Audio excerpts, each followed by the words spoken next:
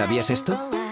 El árbol pau de Brasil, nativo de los bosques atlánticos del sur de América, posee una madera rojiza debido a las partículas de óxido de hierro que contiene, lo que la hace altamente resistente a la descomposición.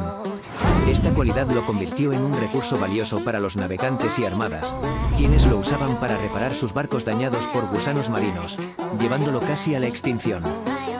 Su madera es una de las más duras y densas del mundo, y aunque al cortarla presenta un color cercano al fucsia, con el tiempo se oxida y se torna marrón oscuro.